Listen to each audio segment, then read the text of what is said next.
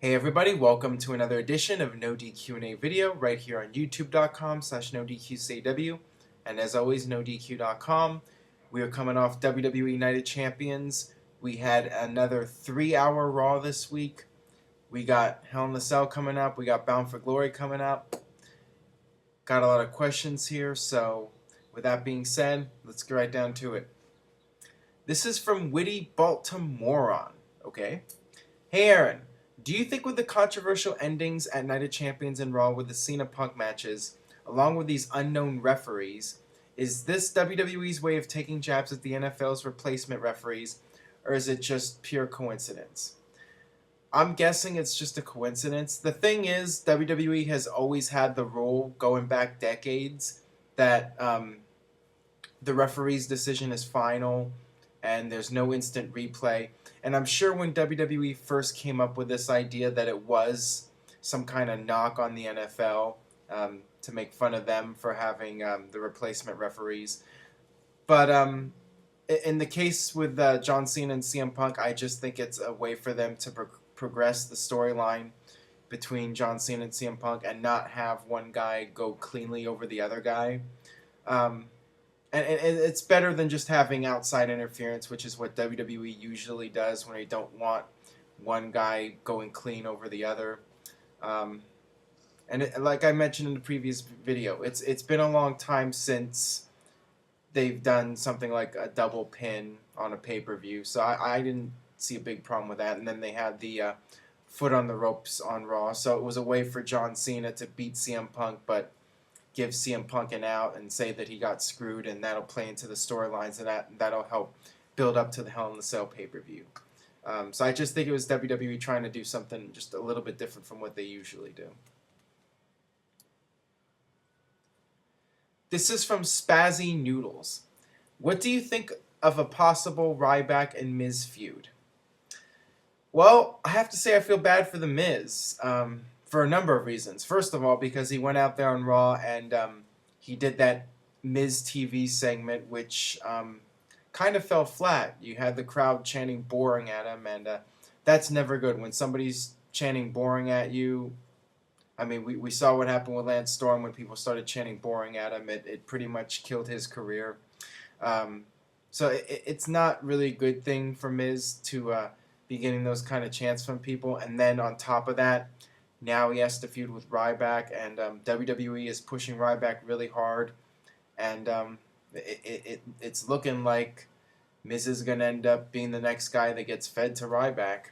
So, yeah, it's unfortunate for Miz, and it's sad to see him fall so low when a year and a half ago he was in the main event at WrestleMania, and he was a big deal, and now he is an afterthought. So it sucks to be Miz right now.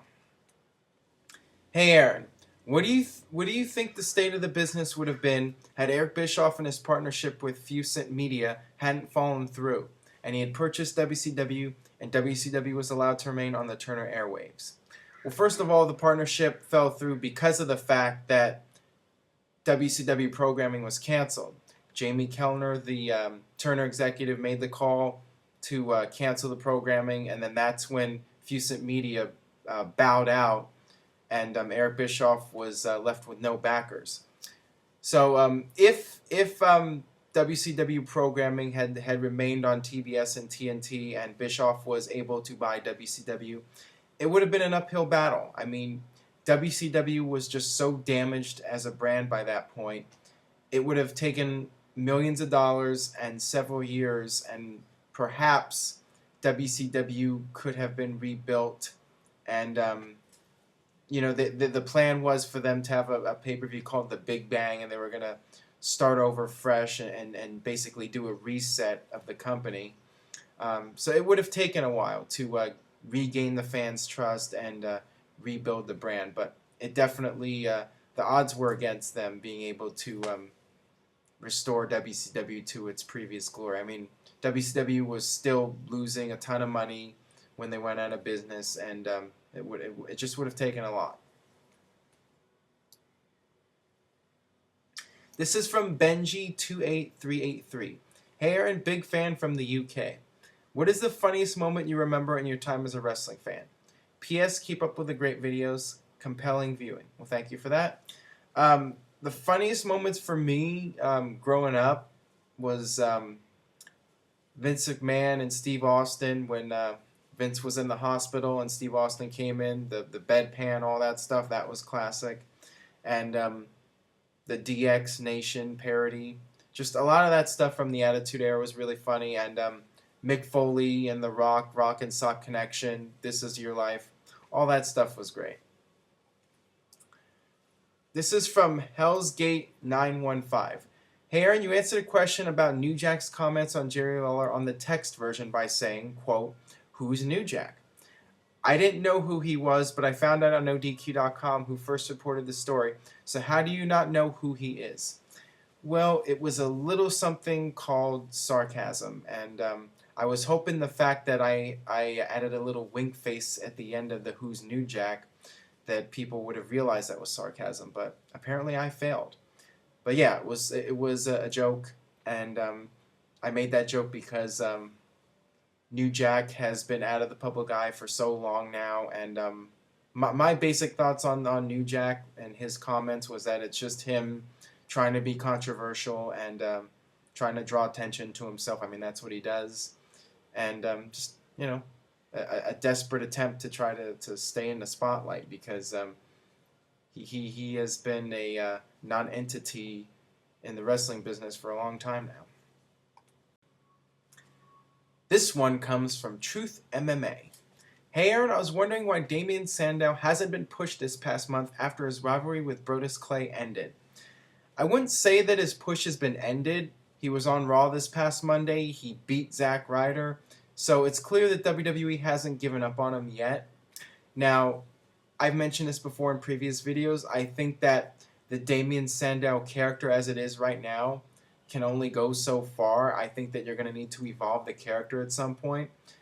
I don't think WWE is going to give up on Aaron Stevens, the person playing the role of Damien Sandow. I think that he has a ton of potential, and I just think that people are losing interest in the character, and I'm not sure there was all that much interest to begin with. You look at the crowd reaction from Raw this Monday. When his music hit, everyone was just sitting there. There was a long shot of the crowd. You just see all these people just sitting there on their chairs, and they weren't reacting to him. So I think you need to change up the character, and if that happens, I think that Aaron Stevens, Damien Sandow, whatever he's called, he could be a big deal in WWE at some point. This is from L. Logan 89. Hey Aaron, big fan of the show. What city do you think will be hosting WrestleMania 30 in 2014? Well, the current rumor going around is that it will in fact be at Madison Square Garden, which, to be honest, would surprise me a lot because I just don't see WWE running the same market 2 years in a row.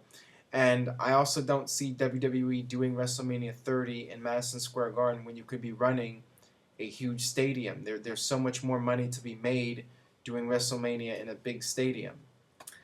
I know the nostalgia is there, you know, doing WrestleMania 30 in MSG when you've been doing it every 10 years, but from a business aspect, it just seems like it would be a mistake to do it at WrestleMania 30.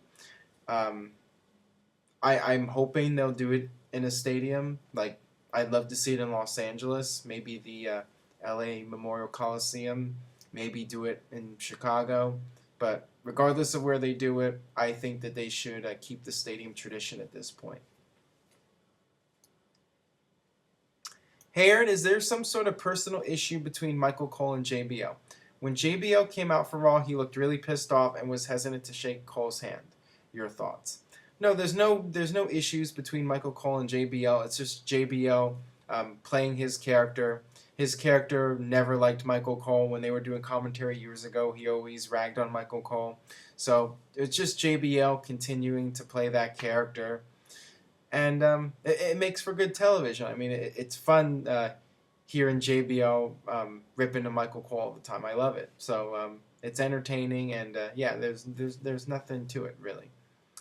All right, that'll wrap it up for this edition of No DQ&A video. Make sure you subscribe, youtube.com/NoDQ&AV. Tell a friend on Facebook, Twitter, whatever social media site you use.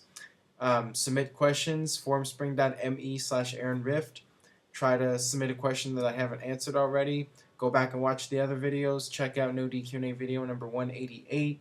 I give my thoughts on Night of Champions and answer some questions regarding that pay-per-view. So check that video out, check out the other videos, and I'll see you next time for more No DQ&A video.